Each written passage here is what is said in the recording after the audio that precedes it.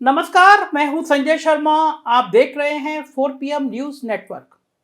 बहुत दिनों से आप लोग परेशान थे। मेरा नेशनल चैनल मुझे लगातार मेल कर रहे थे, मैसेज कर रहे थे, क्योंकि मेरे नेशनल चैनल को यूट्यूब ने 1 हफ्ते के लिए बंद कर दिया था बीजेपी के एक विधायक के वीडियो दिखाने के कारण। तो आज मुझे आप नेशनल चैनल पे सुन पा रहे हैं। शुक्रिया आपके प्यार के लिए कि आप लगातार मुझे मैसेज और मेल भेजते रहें। आज मैं बात करूंगा भारतीय जनता पार्टी की परेशानी की। ऐसा आखिर क्या हो गया कि जो बीजेपी इतना ताकतवर महसूस करती थी खुद को, दुनिया की सबसे ताकतवर पार्टी मानती थी खुद को, जिसके नेता बड़े साहब छोटे साहब सबसे ताकतवर नेता मानते थे खुद को, आजकल वो परेशान है।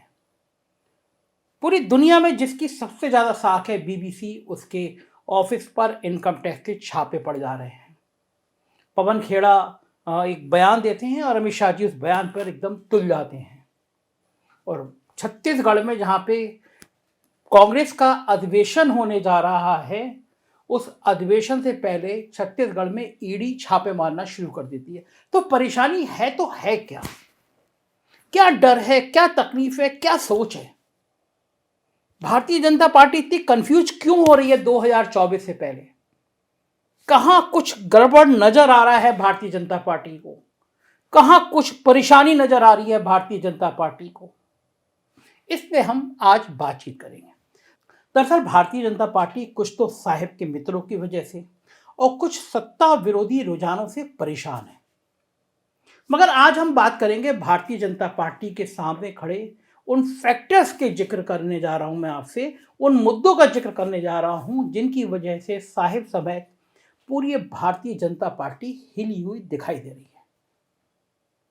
यहां तक कि राष्ट्रीय स्वयंसेवक संघ भी अंदर से हिला हुआ दिखाई दे रहा है बहुत सालों बाद। इस सत्ता विरोधी माहौल का कैसे मुकाबला किया जाए, अब ये ना तो साहिब को समझ आ रहा है और ना ही भारतीय जनता पार्टी को। ये इतना सबको समझ आ रहा है कि यह माहौल आखिर तैयार हुआ तो कैसे हुआ। लेकिन फिर भी ये तो सीधा सवाल है कि बिल्ली के गले में घंटी कौन बांधे, कौन बात करे। तो चलिए आज हम ही घंटी बांधने का प्रयास करते हैं। आज हम बताते हैं कि माहौल बना तो बना कैसे। हम सब जानते हैं कि 1991 से हमारा देश मुक्त बाजार की अर्थव्यवस्था को अपना चुका है। इसका मतलब यह होता है, सीधे सीधे सपाट शब्दों में मतलब यह होता है कि अब बाजार ही आपकी आर्थिक, सामाजिक, ये सारी स्थिति को अब बाजार आपकी हैसियत को तय करता है। 1991 से लेकर 2014 तक, चाहे नरसिंह राव रहे हों, देवगौड़ा रहे हों, गुजराल रहे हों, या वाजपेयी जी प्रधानमंत्री रहे हों, या फिर मनमोहन सिंह रहे हों, सबके दौर में बाजार ठीक ठाक ढंग से चलता रहा, निपटता रहा, जिसका नतीजा यह रहा कि मेरी और आपकी गाड़ी भी पटरी पर दौड़ती रही। लेकिन 2014 में साहिब आ गए। कंगना रनौत के शब्दों में कहें तो 2014 में ही हमको आजादी मिली, उससे पहले हम आजादी नहीं थे। साहिब भी अच्छे दिनों का वादा करके आए थे। हर साल 2 करोड़ रोजगार, सबके खाते में 15-15 लाख रुपए डालने का वादा करके आए थे। शायद लोगों के खाते में 15 लाख रुपए डालने के मकसद से ही जनधन योजना के तहत लोगों के खाते भी साहिब ने खुलवाए थे। मगर अफसोस कि साहिब ना तो हर साल 2 करोड़ रोजगार दे पाए और ना ही 15 लाख रुपए खाते में डाल पाए। उल्टा नोटबंदी करके लोगों के घरों में जो रखे थे पैसे, उनको भी बैंकों में डलवा दिया। हर घर की एक कहानी है, मेरे घर की भी कहानी थी। मैंने कुछ दिन पहले अपनी पत्नी से पूछा कि कुछ रुपए पड़े, या पत्नी ने एज यूजुअल कहा कि नहीं, घर पे नहीं है। नोटबंदी होने के तुरंत बाद कह दिए कि कुछ रुपए थे मेरे पास के 500 के नोट।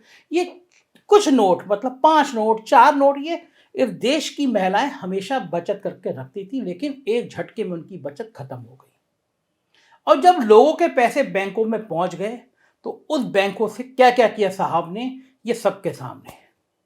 नतीजा यह हुआ कि आम आदमी भी कंगाल, बैंक भी कंगाल, और साथ साथ देश की अर्थव्यवस्था भी बेहाल। और फिर इन बेहाल लोगों पर साहिब ने जीएसटी की मार अलग से लगा दी।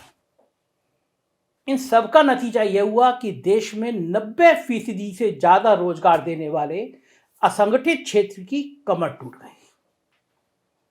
कांग्रेस और जनता दल की केंद्र सरकारों के दौर में भारतीय जनता पार्टी और संघ के लोग चीख चीख कर कहते थे कि देश में बांग्लादेशी घुसपैठियों की तादाद बढ़ती जा रही है। मगर अब मानना पड़ेगा कि साहेब ही देश के असली अर्थशास्त्री हैं। एक तरफ साहेब ने अपनी देश की अर्थव्यवस्था को रसातल में ऐसा पहुंचा दिया कि मामला संभाले नहीं संभल रहा, वहीं इसी दरमियान बांग्लादेश ने लघु कुटीर उद्योगों और सेल्फ हेल्प ग्रुप के बूते अपनी अर्थव्यवस्था को ऐसा संभाला कि प्रति व्यक्ति की आय के मामले में बांग्लादेश भी भारत से काफी आगे निकल गया। इसलिए यदि इस नजरिए से देखें तो साहेब ने हमारे देश को थोड़ा परेशान कर दिया और बांग्लादेश को ऊंचा उठवा दिया। यानी उन्होंने कहा कि ना रहेगा बांस और ना बजेगी बांसुरी। जब भारत की हालत ही ठीक नहीं रहेगी तो बांग्लादेशी हमारे यहाँ क्यों घुसपैठ करेंगे? बांग्लादेश की स्थिति हमसे ज़्यादा अच्छी हो जाएगी तो हमारे यहाँ क्यों आएंगे? तो समस्या का निदान ही हो जाएगा। यहाँ तक स्थिति पहुँच गई कि प्रति व्यक्ति आय तो अब बांग्लादेश की ज़्यादा हो गई भारत के मुकाबले। इसलिए क्यों हमारे देश में कोई आएगा? आखिर उस देश में कोई क्यों आएगा जो खुद ही अपनी 80-82 करोड़ जनता को 5 किलो राशन की सरकारी मदद पर जिंदा रख रहा हो? वाकई मानना पड़ेगा कि साहेब बहुत ही दूरदृष्टि वाले हैं। तभी उन्होंने बांग्लादेशी घुसपैठ को खत्म करने या कम करने का इतना नायाब तरीका निकाला कि अपने देश को ही ऐसी हालत में पहुंचा दो, बांग्लादेशी क्यों आएंगे। अब कम से कम आप तो अपने साहेब की देशभक्ति पर शक नहीं कर सकते। बिना लाठी गोली चलाए उन्होंने बांग्लादेशियों को वापस भेजने का उपाय कर दिया। अब तो आप मानेंगे ना साहेब कितने काबिल है हमारे। मगर साहेब की यही काबिलियत अब जी का जंजाल बनती जा रही है। देश की अर्थव्यवस्था बिगड़ने से प्रति व्यक्ति आय कम हुई तो ऑक्सफैम ने रिपोर्ट छाप दी कि 2015 से अब तक 84% भारतीयों की आय में कमी आ गई है, मगर उल्टा उसके दफ्तर पर छापा पड़ गया। बीबीसी, एल्ट न्यूज, वायर, किसी भी को भी बॉस के जिगरी दोस्तों ने छोड़ा नहीं। जिगरी दोस्त मतलब सीबीआई, ईडी, इनकम टैक्स, गलत मत जाइए, कहीं और मत सोचिए।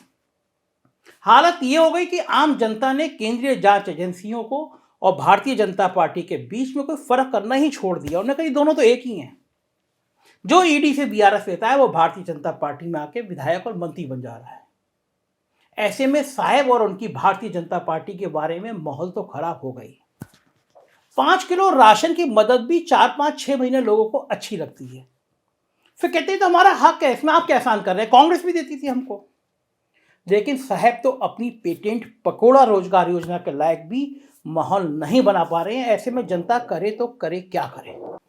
मगर इसके अलावा भी कई कारण हैं जो राष्ट्रीय स्वयंसेवक संघ और भारतीय जनता पार्टी को परेशान किया हुआ है।